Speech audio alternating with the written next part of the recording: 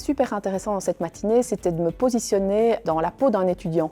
Je ne m'attendais pas du tout à ce que ce soit présenté de cette manière. Et là, du coup, c'était super intéressant de se dire, je suis un étudiant, comment je réagis par rapport à cette problématique de l'IA. Des formations, on en parle, on en a déjà eu, mais finalement, quelles sont les pistes concrètes à appliquer au quotidien avec nos étudiants? Là, on est un peu démunis et se dégagent depuis ce matin quelques petites choses assez sympas qu'on va pouvoir appliquer. C'était l'occasion en fait, de discuter pédagogie et de sortir un petit peu des différentes implantations, puis de rencontrer d'autres personnes, d'autres sites, et justement voir un petit peu d'échanger. Donc la volonté, c'était vraiment de ne pas travailler avec les collègues avec lesquels je travaille d'habitude, mais m'asseoir dans des groupes où il y avait une certaine diversité. Moi, je me suis inscrite à l'atelier motivation.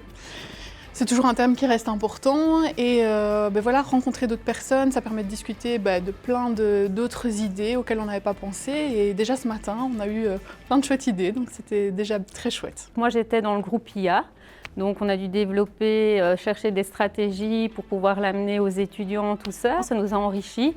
Ça nous a ouvert aussi peut-être une ouverture qu'on n'avait pas avant concernant l'IA, donc l'intelligence artificielle, pour pouvoir essayer de l'amener aux étudiants autrement, qu'ils n'apprennent pas tout seuls, qu'on est aussi là pour les aider, pour les aiguiller au mieux, quoi. On est quand même beaucoup de collègues à se poser les mêmes questions et le fait d'avoir pu réfléchir à plusieurs, ça a permis déjà pas de trouver le total des idées, mais en tout cas de dégager quelques idées pour réussir à intégrer justement donc ces outils dans mes pratiques pédagogiques. Les enseignants ont vraiment besoin de formation parce qu'on est novices.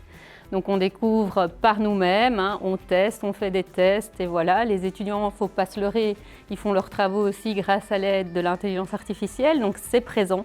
Et franchement, on a besoin de formation, quoi, pour pouvoir essayer d'accompagner au mieux les étudiants. On est enseignant et comme les étudiants, on doit apprendre. On ne peut pas s'arrêter et dire voilà, moi j'ai été formée, j'ai suivi telle formation pendant 5 ans, j'ai peut-être fait le CAPAES en plus, et voilà, maintenant je sais tout. Non, on est dans un environnement en constante évolution et donc c'est important de toujours continuer d'apprendre en fait, tout simplement.